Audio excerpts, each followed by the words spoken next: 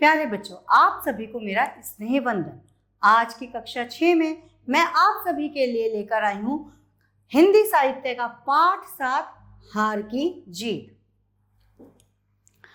इस पाठ में एक साधु और एक डाकू की बहुत ही खूबसूरत कथा है, जिसे सुन करके आप सोचेंगे कि क्या ऐसा भी हो सकता है। हाँ, बहुत कुछ हो सकता है। अगर हमारे मन में सच्चाई है, अच्छाई है, तो हम बहुत कुछ कर सकते हैं, दूसरे इंसान को सुधार सकते हैं। ऐसा नहीं है कि कोई इंसान परिवर्तित नहीं हो सकता या किसी में बदलाव नहीं आ सकता। हमारी अच्छाई दूसरे में परिवर्तन अवश्य ला सकती है। तो इस पाठ में भी ऐसा ही है। आइए देखते हैं। प्रस्तुत कहानी में बताया गया है कि बाबा भारती के घोड़े को देखकर डाकू खड़क सिंह का उस घोड़े पर मन आ जाता है और एक योजना के माध्यम से वह घोड़े को ले भागता है। लेकिन खड़क सिंह बाबा भारती के एक वाक्य से विह्वल उठता है और उसका हृदय पूर्णतः परिवर्तित हो जाता है। वह बाबा भारती का घोड़ा लौटा देता है। इस प्रकार बाबा भारती की हार में भी जो होती है वो जीत हो जाती है। हार भी उनकी जीत में बदल जाती है। तो आइए, इस पाठ में भी बहुत खूबसूरत वर्णन किया गया है बाबा भारती का और उस डाकू के बातों का। माँ को अपने बेटे और किसान को अपने लहराते खेत देखकर जो आनंद आता है, वही आनंद बाबा भारती को अपना घोड़ा देखकर आता था। माँ जब अपने पुत्र को देखती है, अपने बेटे को देखती है, और जब किसान अपने खेतों में लहराती हुई फसलें देखता है तो वो बहुत प्रसन्न हो जाता है। उसी प्रकार से वही आनंद, वही प्रसन्नता बाबा भारती को अपना घोड़ा देख करके आता है। भगवत भजन से जो समय बचता है वह घोड़े को अर्पण हो जाता है, क्योंकि बाबा भारती जो है वो एक महात्मा है, एक साधु हैं। तो जब भगवत भजन से जो समय बचता है, जब वो अपने भजन से जब निष्काम हो जाते हैं, जब वो अपना सारी पूजा पाठ कर लेते हैं, तो उसके बाद जो भी उनके पास समय होता है तो वो अपने घोड़े को देते हैं। वह घोड़ा बहुत सुंदर था, बड़ा बलवान, बहुत खूबसूरत और हष्ट-पुष्ट वो घोड़ा था। उसके जोड़ का घोड़ा सारे इलाके में नहीं था, मतलब उसके जैसा घोड़ा पूरे इलाके में नहीं था। बाबा भारती उसे सुल्तान कहकर पुकारते। अब बाबा भारती उसे क्या कहते थे? जो साधु महात्मा थे वो क्या कहते थे? सुल्तान। उन्होंने क्या कहा था उसे? वो उन्होंने नाम दिया था उसको सुल्तान, क्योंकि वो बहुत खूबसूरत था और बहुत ही हष्ट पुष्ट था। अपने हाथ से खरहरा करते। खरहरा बेटा, जो घोड़े होते हैं ना, घोड़ों का मैल साफ करने के लिए एक लोहे का बुरुश होता है, तो उसे क्या कहते हैं? खरहरा। तो घोड़े की सफाई वो अपने हाथों से करते, खुद दाना खिलाते और देख देख करके प्रसन्न होते थे। उन्होंने रुपया, माल, असबाब, जमीन आदि अपना सब कुछ छोड़ दिया था। उन्होंने उस घोड़े के लिए अपना रुपया, माल, असबाब मतलब अपना सामान, जमीन सब कुछ छोड़ दिया था। यहाँ तक कि उन्हें नगर के जीवन से घृणा थी। वो शहरी जीवन बिल्कुल भी पसंद नहीं करते थे। नगर के जीवन यानी नगरीय जीवन या शहर के जीवन से उन्हें घृणा थी। अब गांव से बाहर आकर एक छोटे से मंदिर में रहते थे। वो गांव से बाहर एक छोटे से मंदिर में रहते थे और वहाँ पर भगवान का भजन किया करते थे। ऐसे चलता है जैसे, मतलब सुल्तान को बिना वे, मतलब वो कहते थे कि मैं सुल्तान के बिना नहीं रह सकूंगा। वो क्या करते थे कि सुल्तान जो उनका घोड़ा था उसको बहुत स्नेह करते थे और भजन के बाद जितना समय मिलता था वो उसके साथ व्यतीत करते थे। उन्हें ऐसी भ्रांति सी हो गई थी कि वे उसकी चाल पर लट्टू हो गए हैं। उन्हें ऐसा भ्रम हो गया था कि जो सुल्तान है जब चलता है तो ऐसा लगता है जैसे बहुत लहरा के, बहुत ही खूबसूरत चाल उसकी थी, तो उन्हें लगता था कि लट्टू हो गए, मतलब उसकी चाल के कायल हो गए हैं, निछावर हो गए हैं उसकी चाल पर। ऐसे चलता है जैसे मोर घटा को देखकर नाच रहा हो। वो क्या कहते हैं कि मेरा घोड़ा सुल्तान जो है वो ऐसे चलता है जैसे कि मोर काली घटाओं को देख करके नृत्य कर रहा हो। जब तक संध्या समय सुल्तान पर चढ़कर 8-10 मील का चक्कर ना लगा लेते तो उन्हें चैन नहीं मिलता था। आगे बाबा भारती सोचते हैं कि मतलब कि जब तक वो उसके ऊपर बैठ नहीं जाते, 8-10 मील तक उसे चला नहीं लेते, खुद उसके साथ बातें नहीं कर लेते, उनको तब तक चैन नहीं मिलता था। खड़क सिंह उस इलाके का प्रसिद्ध डाकू था। एक डाकू था जिसका नाम था खड़क सिंह, और बहुत ही प्रसिद्ध डाकू था, बहुत ही मशहूर डाकू था। लोग उसका नाम सुनकर कांपते थे। लोग क्या करते थे? उसका नाम सुनकर के कांपते थे। होते होते सुल्तान की कीर्ति उसके कानों तक भी पहुंच गई। अब सुल्तान की कीर्ति यानी कि सुल्तान का जो यश था, उसकी जो प्रसिद्धि थी, वो खड़क सिंह के कानों में भी पहुंच गई। उसका हृदय उसे देखने के लिए अधीर हो उठा, मतलब बेचैन हो गया, वो व्याकुल हो गया उसे देखने के लिए। वह एक दिन दोपहर के समय बाबा भारती के पास पहुंचा और नमस्कार करके बैठ गया। एक दिन वो बाबा भारती के पास गया दोपहर के समय और नमस्कार करके उनके सामने बैठ गया। बाबा भारती ने पूछा, खड़क सिंह क्या हाल है? अब बाबा भारती ने उससे पूछा कि खड़क सिंह, बाबा भारती उसे जानते थे कि ये डाकू है, क्योंकि वो बहुत मशहूर डाकू था, कि खड़क सिंह क्या हाल है? तो खड़क सिंह ने सिर झुकाकर उत्तर दिया, आपकी दया है। कि आपकी दया है, मैं स्वस्थ हूँ, अच्छा हूँ। कहो इधर कैसे आ गए? सुल्तान की चाह खींच ली। अब खड़क सिंह कहता है कि मुझे तो सुल्तान की जो मैंने बातें सुनी है, उसकी जो है प्रसिद्धि सुनी है, तो उसे देखने की मेरी बहुत बड़ी इच्छा थी, तो उसे देखने की जो चाह थी वो मुझे यहाँ तक ले आई है। विचित्र जानवर है। अब बाबा भारती, वे कोई भी अपनी चीज़ की जब तारीफ सुनता है तो बड़ा प्रसन्न हो जाता है। बाबा भारती भी मनुष्य थे, तो वो भी अपनी जो है घोड़े की तारीफ सुन करके बड़े खुश हो गए। तो उन्होंने कहा, विचित्र जानवर है, देखोगे तो प्रसन्न हो जाओगे। अब इन्होंने तारीफ में कहा कि बहुत ही अलबेला अनोखा जानवर है, तुम देखोगे तो बहुत खुश हो जाओगे, मैंने भी बड़ी प्रशंसा सुनी है। अब खड़क सिंह कहता है कि मैंने भी उसकी जो है बहुत तारीफ सुनी है, उसकी चाल तुम्हारा मन मोह लेगी। अब बाबा भारती कहते हैं कि उसकी जो चाल है वो तुम्हारा मन मोह लेगी, मतलब तुम्हें बहुत प्रसन्न कर देगी। कहते हैं देखने में भी बड़ा सुंदर है।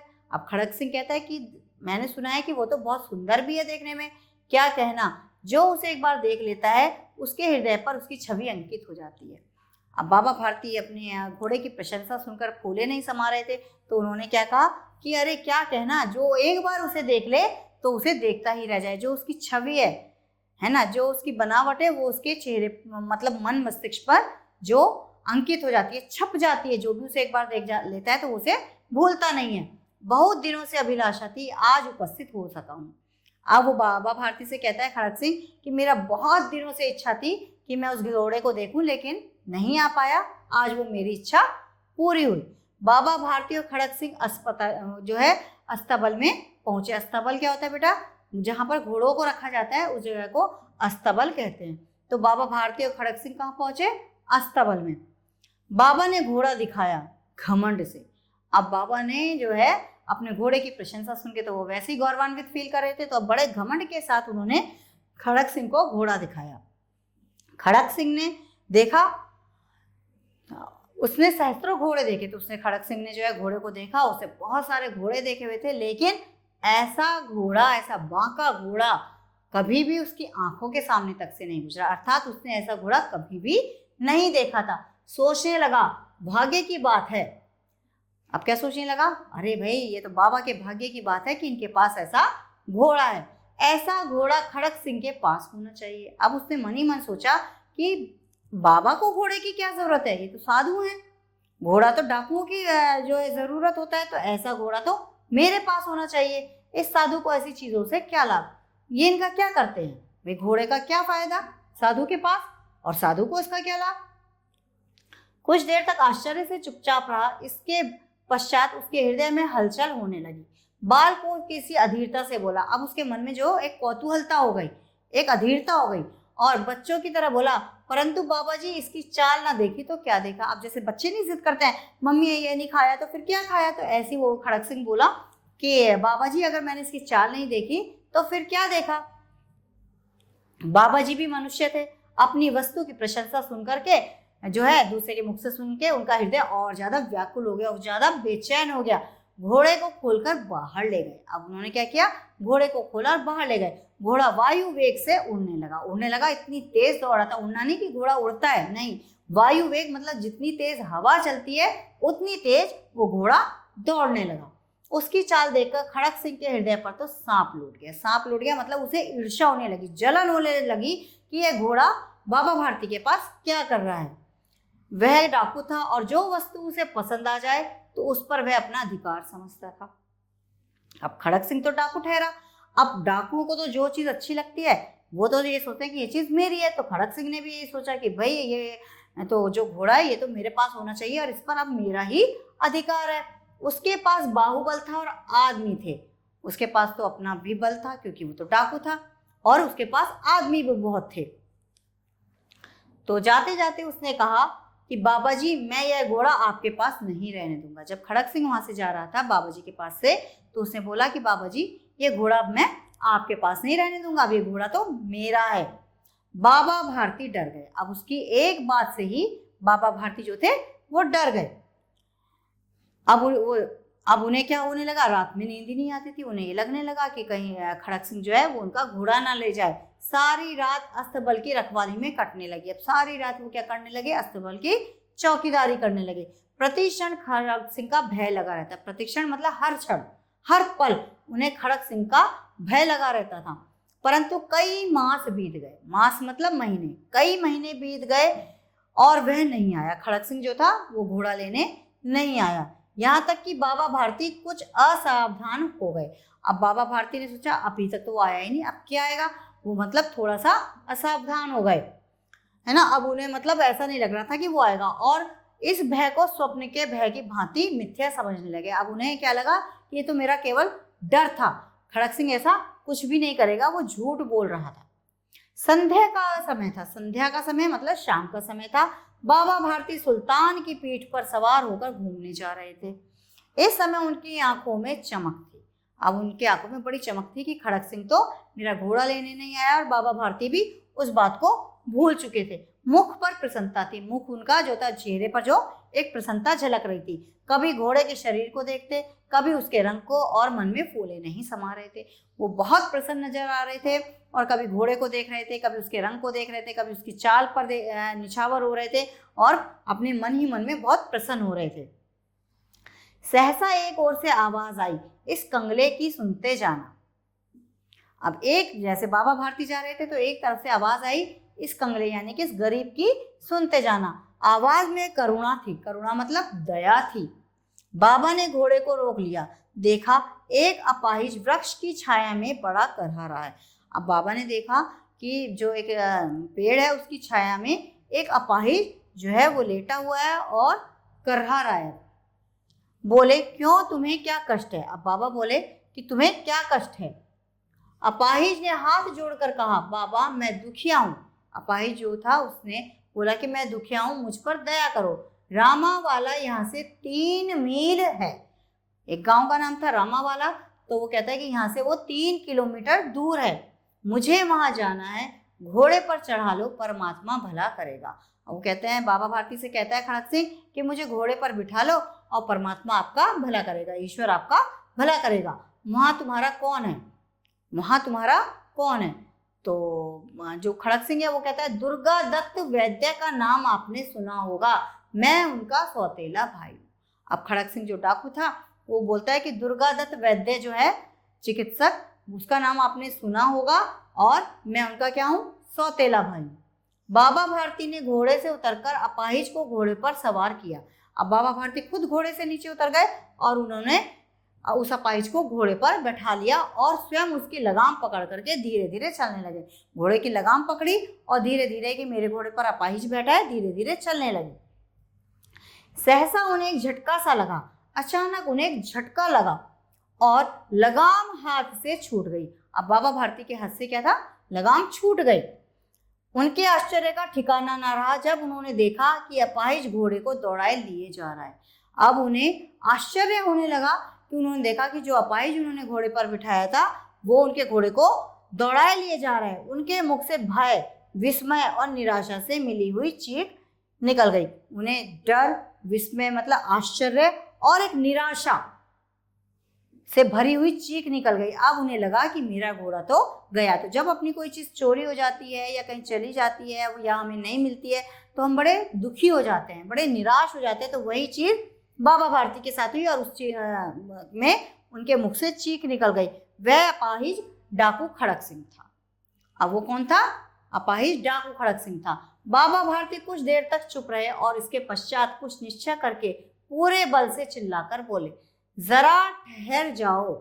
थोड़ी देर तो वो चुप रहे, शांत रहे, क्योंकि वो दुखी हो गए थे, लेकिन एकदम से फिर वो बोले कि जरा ठहर जाओ। खड़क सिंह ने यह आवाज सुनकर घोड़ा रोक लिया। अब खड़क सिंह ने जो है वो घोड़ा रोक लिया। डाकू के भी कुछ उसूल होते हैं, है ना। तो अब उन्होंने साधु की जैसे आवाज सुनी तो उसने घोड़ा रोक लिया और उसकी गर्दन पर प्यार से हाथ फेरते हुए कहा, बाबा जी यह घोड़ा अब नहीं दूंगा। अब उसने क्या करा, घोड़े के ऊपर हाथ फेरा और बाबा जी से कहा कि बाबा जी अब मैं ये घोड़ा बिल्कुल भी नहीं दूंगा। तो बाबा बोले, परंतु एक बात तो सुनते जाओ। बाबा क्या बोले कि तुम मेरी एक बात सुनते जाओ। खड़क सिंह ठहर गया। बाबा भारती ने निकट जाकर उसकी ओर ऐसी आंखों से देखा जैसे बकरा कसाई की ओर देखता है। अब बाबा भारती ने जैसे ही देखा, मतलब निकट जाकर उसकी ओर ऐसे देखा जैसे बकरा कसाई की ओर देखता है, मतलब उसको देखा, खड़क सिंह को पास में जाकर के देखा कि जैसे बकरा होता है ना, बहुत दयनीय दृष्टि से कसाई को देखता है कि नहीं मुझे मत मारो, ऐसे ही खड़क सिंह को बाबा भारती ने देखा और कहा, यह घोड़ा तुम्हारा हो चुका है। बाबा भारती ने क्या कहा कि अब तो ये घोड़ा तुम्हारा हो गया, मैं तुमसे इसे वापस करने के लिए नहीं कहूंगा, परंतु खड़क सिंह केवल एक प्रार्थना करता हूं, उसे अस्वीकार न करना, नहीं तो मेरा दिल टूट जाएगा। अब बाबा भारती उससे कहते हैं कि खड़क सिंह अब तो ये घोड़ा तुम्हारा हो गया है, मैं तुमसे वापस नहीं ले रहा हूँ, लेकिन केवल एक बात तुमसे कहूंगा, एक प्रार्थना करता हूँ, तुम उसे स्वीकार कर लेना। अगर तुम स्वीकार नहीं करोगे तो मेरा दिल टूट जाएगा। बाबा जी आज्ञा कीजिए, मैं आपका दास हूँ, केवल घोड़ा नहीं दूंगा। अब खड़क सिंह कहता है, आप जो करने के लिए कहेंगे मैं करूंगा, लेकिन घोड़ा वापस नहीं करूंगा। अब घोड़े का नाम ना लो, मैं तुमसे इस विषय में कुछ नहीं कहूंगा। अब बाबा भारती क्या कहते हैं कि तुम घोड़े का नाम मत लो, घोड़ा तो अब तुम्हारा हो गया, मैं उसके विषय में तुमसे कुछ कहूंगा भी नहीं, बस मेरी प्रार्थना यह है कि इस घटना को किसी के सामने प्रकट मत करना। वो क्या कहते हैं कि ये जो घटना हुई है तुम्हारे और मेरे बीच में, इस घटना को किसी के सामने भी मत बताना। खड़क सिंह का मुंह आश्चर्य से खुला रह गया। अब खड़क सिंह बड़े आश्चर्य से बाबा भारती को देख रहे हैं कि इनके साथ तो घटना घटित हो गई है, लेकिन फिर भी मुझे ये घटना बताने से मना कर रहे हैं। उसका विचार था कि घोड़े को लेकर यहाँ से भागना पड़ेगा। उसका विचार ये था कि अब घोड़े को लेकर के यहाँ से मुझे भागना पड़ेगा, परंतु बाबा भारती ने स्वयं उससे कहा कि इस घटना को किसी के सामने प्रकट नहीं करना। वो तो सोच रहा था कि मुझे तो ये घोड़ा लेकर के भागना पड़ेगा क्योंकि मैंने ये बाबा भारती से हड़प लिया है, लेकिन अब स्वयं ही बाबा भारती कह रहे हैं कि इस घटना को किसी के सामने उजागर मत करना। इससे क्या प्रयोजन सिद्ध हो सकता है, मतलब इसका क्या मतलब है जो बाबा भारती मुझसे ये बात कह रहे हैं। खड़क सिंह ने बहुत सोचा, बहुत सिर मारा, परंतु कुछ समझ नहीं सका। मतलब खड़क सिंह ने बहुत दिमाग दौड़ाया अपना कि बाबा भारती ने मुझसे ऐसा क्यों कहा है, लेकिन वो कुछ समझ नहीं सका, उसकी समझ में कुछ नहीं आया। हार कर उसने अपनी आंखें बाबा भारती के मुख पर गड़ा दिया। उसने क्या किया, बाबा भारती के मुंह पर अपनी आंखें गड़ा दी कि पता नहीं बाबा भारती ऐसा क्यों कह रहे हैं, बाबा जी इसमें आपको क्या डर है। अब वो कहता है खड़क सिंह कि क्या अगर ये बात फैल गई तो क्या आपको डर लग रहा है इस बात से। तो सुनकर बाबा भारती ने जो उत्तर दिया, ध्यान से बच्चों देखिएगा, बहुत बड़ी बात उन्होंने कही कि सुनकर बाबा भारती ने उत्तर दिया, लोगों को यदि इस घटना का पता चल गया तो वे किसी दीन दुखी पर विश्वास नहीं करेंगे। अब बाबा भारती ने तो एक दुखी का वो किया था ना, मदद की थी एक दीन दुखी की, कि वो अपाहिज है ना, वो दुखी है, उसे जाना था, उसकी मदद की थी। तो बाबा भारती ने कहा कि तुमने दीन दुखी बनकर मेरे साथ छल किया है, तो आगे जब किसी को ये घटना पता चलेगी कि बाबा भारती के साथ ऐसा हुआ तो कोई भी कभी किसी दुखी की मदद करने के लिए आगे नहीं आएगा। तो इसलिए अगर तुम किसी को ये बात बताओगे तो सारे समाज में ये बात फैल जाएगी और सब दीन दुखियों की मदद करने से इनकार कर देंगे। ये कहते कहते उन्होंने सुल्तान की ओर से इस तरह मुंह मोड़ लिया जैसे उनका उससे कोई भी संबंध नहीं है। अर्थात सुल्तान जो उनका घोड़ा था, उन्होंने उसकी तरफ से मुंह मोड़ लिया और अपने रास्ते चल लिए। बाबा भारती चले गए, परंतु उनके शब्द खड़क सिंह के कानों में उसी प्रकार गूंज रहे थे। अब बाबा भारती ने इतनी बड़ी बात कह दी थी एक ही वाक्य में, अब वो बात उस डाकू खड़क सिंह के कानों में गूंज रही थी। सोचता था कैसे ऊंचे विचार हैं, कैसा पवित्र भाव है। अब खड़क सिंह जो था वो यही सोच रहा था कि बाबा भारती के विचार कितने अच्छे हैं, कितने उज्जवल हैं, कितना निश्चल भाव है, कितना पवित्र है।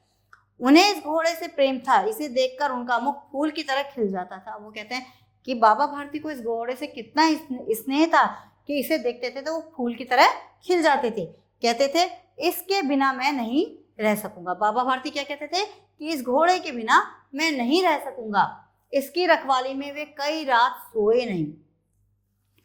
वो खड़क सिंह सोचता है कि वो इतना स्नेह करते थे, इतना प्रेम करते थे कि इसकी रखवाली में वो कई रात नहीं सोए। उन्होंने खड़क सिंह ने ये बातें देखी हैं छुप करके कि बाबा भारती रात भर अस्तबल की रखवाली किया करते थे। भजन भक्ति ना कर रखवाली करते रहे। उन्होंने अपनी भक्ति भजन सब कुछ छोड़ दिया और केवल घोड़े की रखवाली की। परंतु आज उनके मुख पर दुख की रेखा तक नहीं दिखाई पड़ती थी।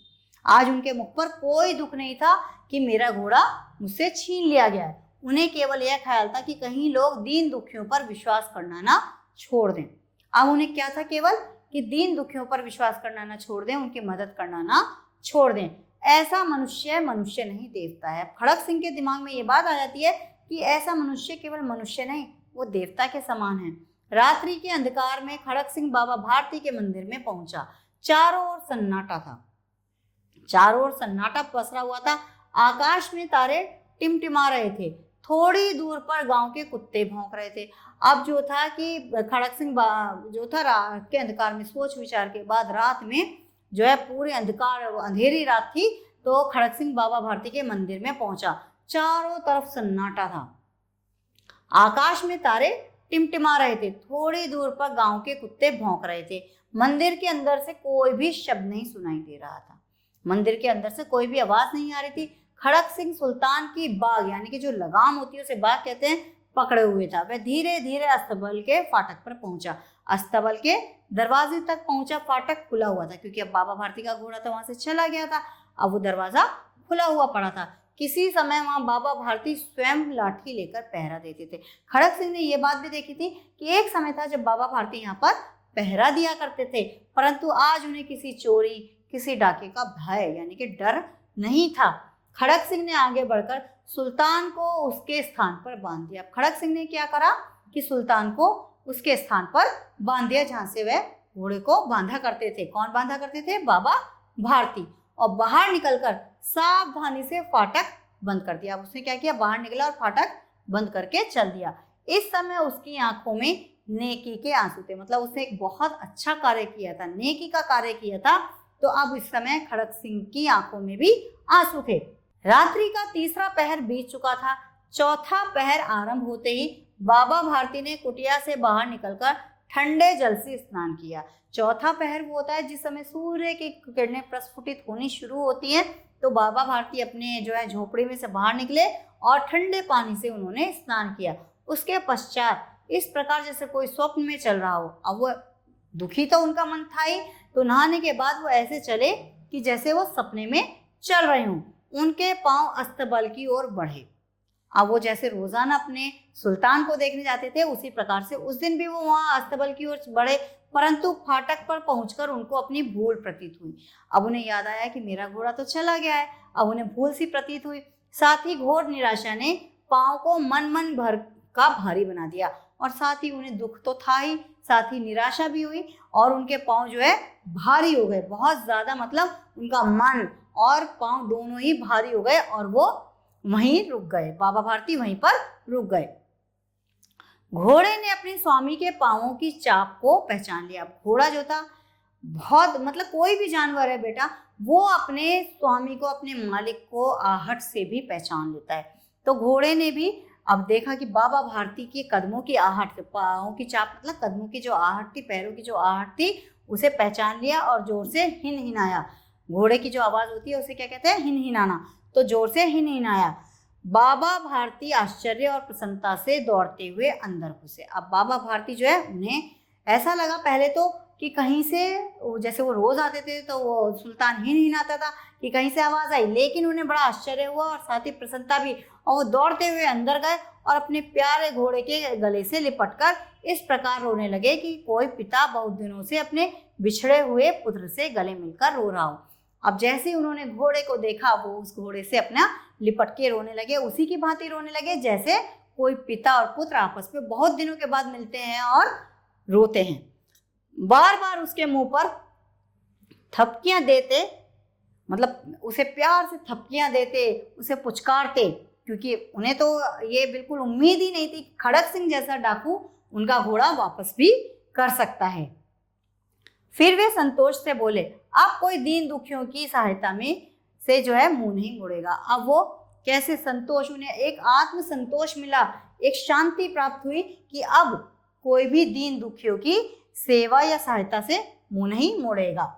तो मुंह नहीं मोड़ेगा मतलब कोई मदद नहीं करे। पहले ये था ना कि जब बात पता चलती तो शायद सब मुंह मोड़ लेते और मदद नहीं करते, लेकिन अब उनको इस बात की कोई भी चिंता नहीं थी।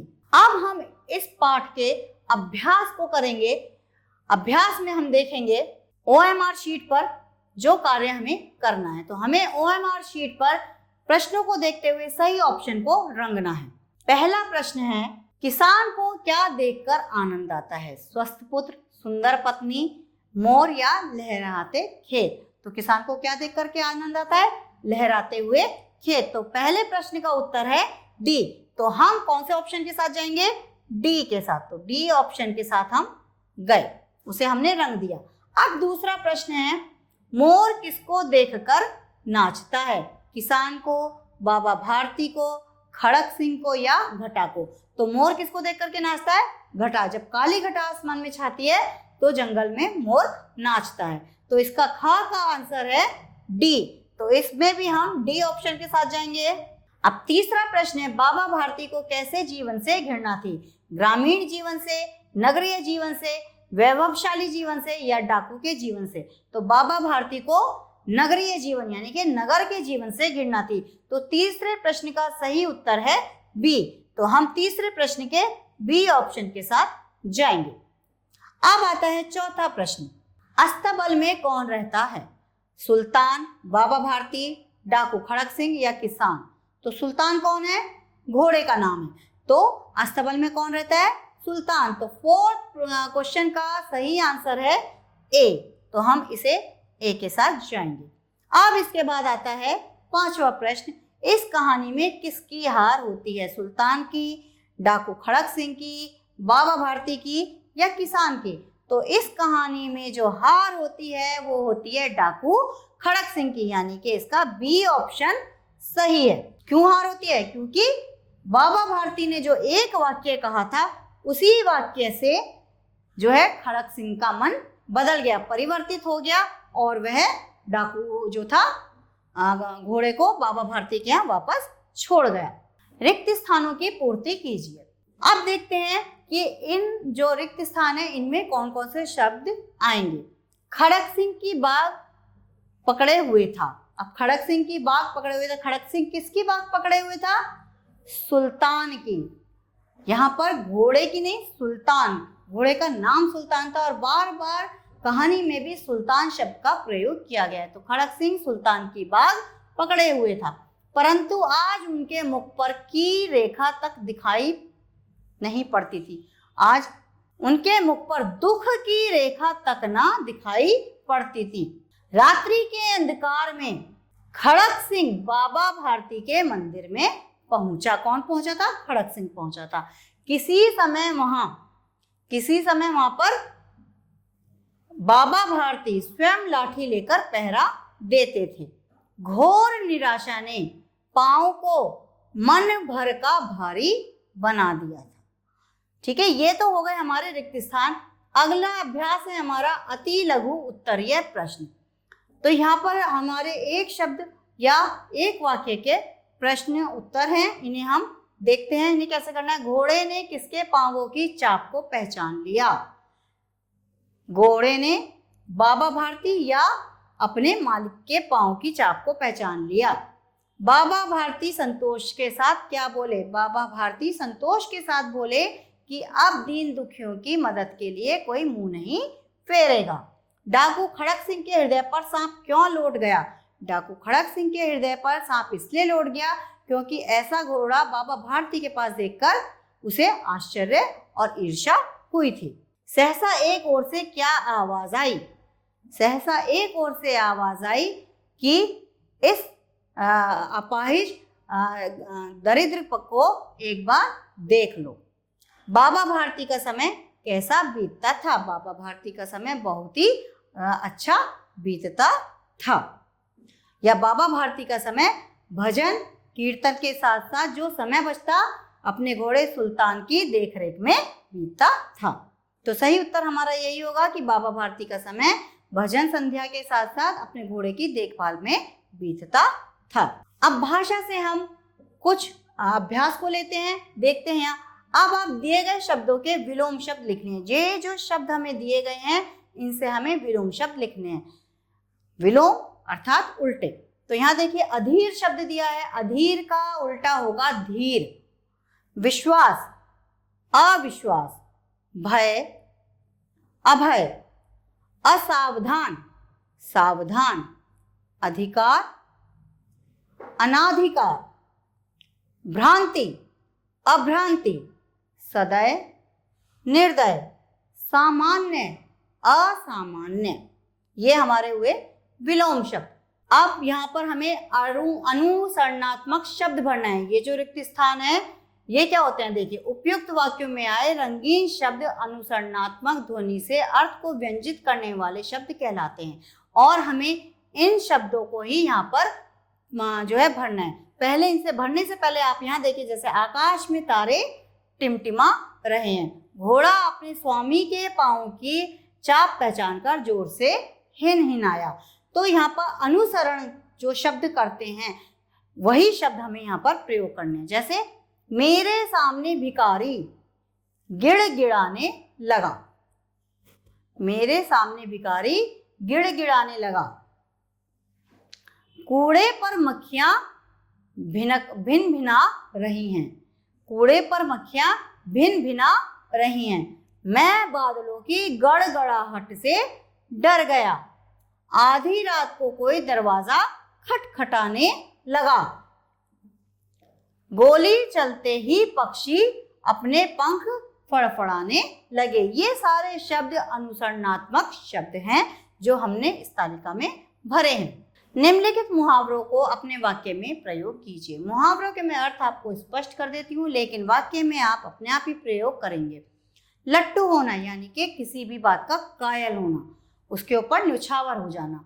हृदय पर सांप लौटना, ईर्ष्या होना, किसी भी बात से ईर्ष्या होना। मुंह मोड़ना अर्थात तिरस्कार करना। होला न समाना, बहुत प्रसन्न होना। दिए गए वाक्यों को योजक शब्द से जोड़कर एक वाक्य बनाइए। यहाँ पर कुछ हमें वाक्य दिए गए हैं, इन्हें हमें योजक शब्दों से जोड़ करके नए वाक्यों में प्रयोग करना है, नया वाक्य इनके साथ बनाना है। जैसे यहाँ सहसा उन्हें एक झटका सा लगा, लगाम हाथ से छूट गई।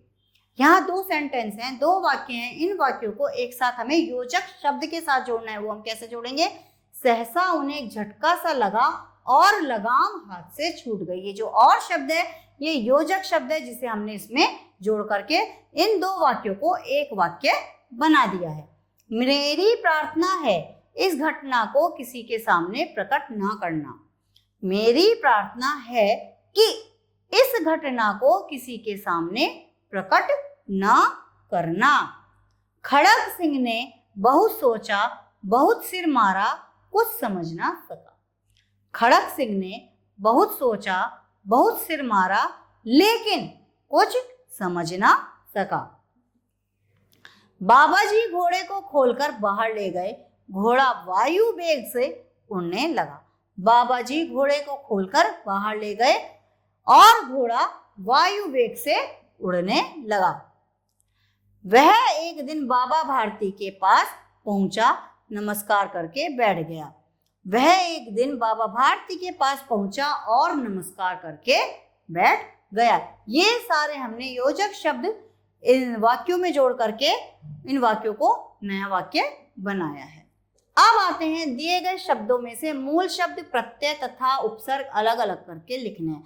ये कुछ शब्द दिए गए हैं, इनमें हमें मूल शब्द, उसके साथ प्रत्यय, अगर प्रत्यय जुड़ा है तो प्रत्यय, और अगर उपसर्ग जुड़ा है तो उस उपसर्ग का प्रयोग करना है। देखिए कैसे।